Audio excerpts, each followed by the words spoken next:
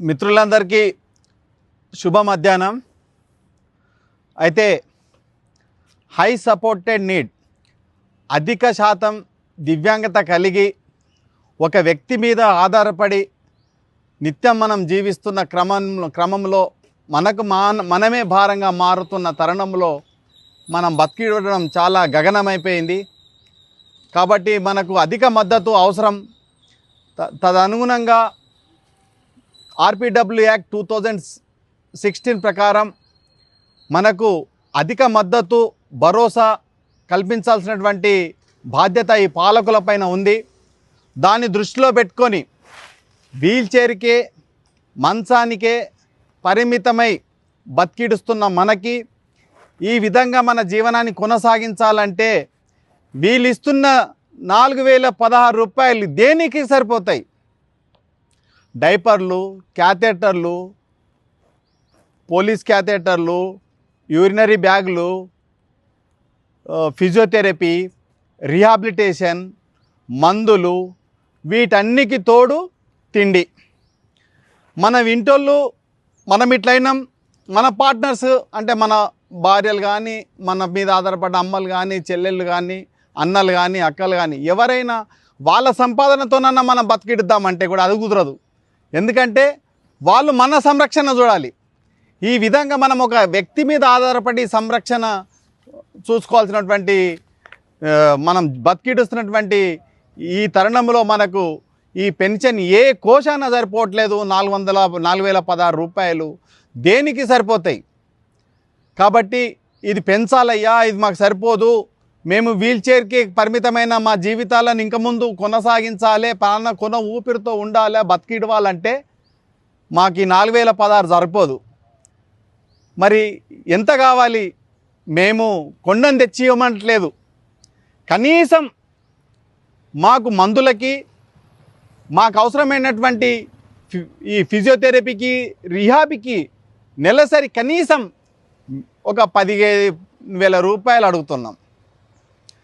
మన పక్క రాష్ట్రంలోనే మనం ఇచ్చిన వినతి పత్రం ఆధారంగానే అక్కడి ముఖ్యమంత్రి 2024 జూన్ మాసం నుంచి అక్కడ మనలాంటి ఎవరైతే స్పైనల్ కార్డ్ ఇంజ్యూరీస్ అయితేనేమి, మస్కులర్ డిస్ట్రోఫీ అయితేనేమి ఒక్కొక్కరికి 15,000 రూపాయల పెన్షన్ అక్కడ అమలు చేస్తూ ఉన్నారు. మా తోటి దివ్యాంగ సోదరులు ఎవరైతే ఆంధ్రప్రదేశ్కి చెందిన వాళ్ళు ఉన్నారో మేము అడుగుతూనే ఉన్నాం. వాళ్ళు ఒక్కొక్కరు 3,60,000 రూపాయలు పెన్షన్ రూపంలో పొంది ఉన్నారు. అంటే ఈ రకంగా తెలంగాణ రాష్ట్రంలో ఉన్నటువంటి వెన్నెముక దివ్యాంగులు, మస్కులర్ డిస్ట్రోఫీ వాళ్ళు, ఎవరైతే అధిక మద్దతు అవసరం ఉండి గుర్తింపబడిన దివ్యాంగులు ఎవరైతే ఉన్నారో ఒక్కొక్క దివ్యాంగుడు 3,60,000 రూపాయలు నష్టపోయినారు. గతంలో చెప్పాం, రాష్ట్రం విడిపోయినప్పుడు మేము గల్లాగరేసుకున్నాం. మాది ధనిక రాష్ట్రం, మీదేం రాష్ట్రం, మాకు బాగా ధనికం ఉంది.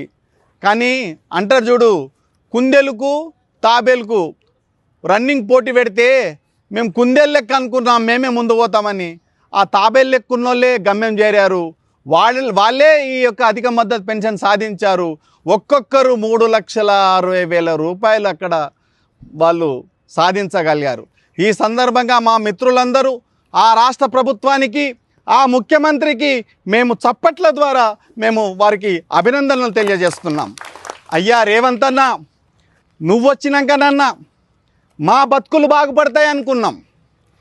ఎక్కడైతే ఉండి మాట్లాడుతున్నామో గత ప్రభుత్వం హయాంలో కనీసం గేటు కూడా దాటలేనటువంటి పరిస్థితి.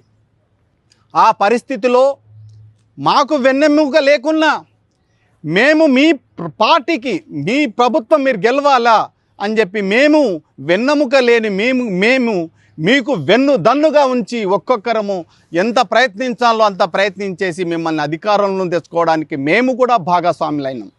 కానీ మా దురదృష్టం ఏంటంటే మా గొంతు మీకు వినపడట్లేదు.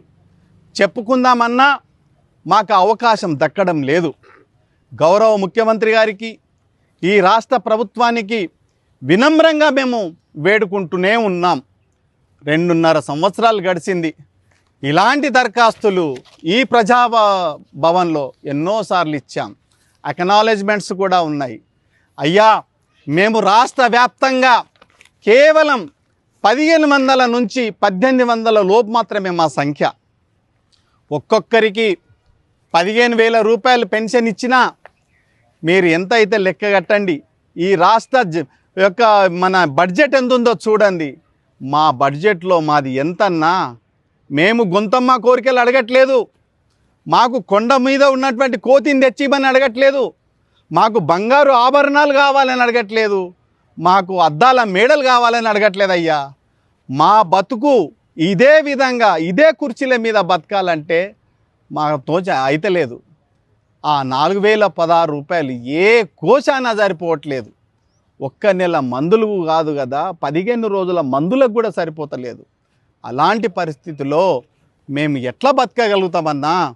ఒకసారి చూడండి, మమ్మల్ని మానవతా దృక్పథంతో చూడండి. మీరు ఇక్కడ ఉన్న మొత్తం వాళ్ళంతా రాష్ట్ర వ్యాప్తంగా వివిధ నలుమూలల నుంచి వచ్చారు రాష్ట్రంలోని.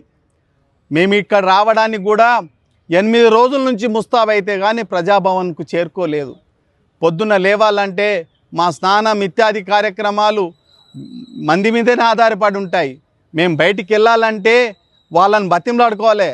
అయ్యా, నేను పొద్దున్నే పోవాలరా, నాకు ముఖం గడిపోయి నాకు 2 బుక్కల అన్నం పెట్టు అని చెప్పేసి అవన్నీ చేసుకుంటే కానీ ముహూర్తం పెట్టుకొని ఈరోజు వచ్చాం. మేము అయినా ఇక్కడ ఇచ్చాం, దరఖాస్తులు ఇచ్చాం. మీ కాడికి చేరుకోవాలంటే మాకు అనుమతులు లేవు. కాబట్టి మేము మీ కాడికి వచ్చి చెప్పుకున్నట్టే భావించి ఈ 15,000 రూపాయల పెన్షన్ మాకు సాధించి పెట్టాలని చెప్పేసి మేము మనస్ఫూర్తిగా హృదయపూర్వకంగా వినమ్రంగా వేడుకుంటున్నాం. ఒకవేళ మీరు ఈ 15,000 రూపాయలు పెన్షన్ మాకు సాధించి పెడితే అన్న, రాష్ట్ర వ్యాప్తంగా ఉన్నటువంటి మా హై సపోర్టెడ్ నీడ్ ఎవరైతే కేవలం కంచానికే మంచానికే పరిమితై బతికీడుస్తున్నారో వాళ్ళ ఇండ్లల్లో వెలుగులు వెలుగుతాయి, వాళ్ళ కడుపు నిండుతుంది. దానికి మేము మీకు ధన్యులమవుతామన్నా.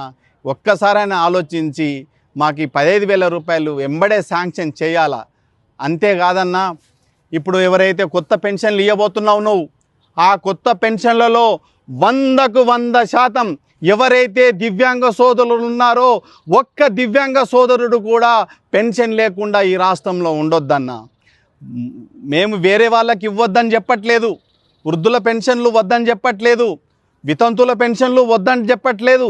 వాళ్ళందరితోని పోల్చుకుంటే మేమే నిజమైనటువంటి లబ్ధిదారులమన్నా, మేమే నిజమైనటువంటి అర్హులం.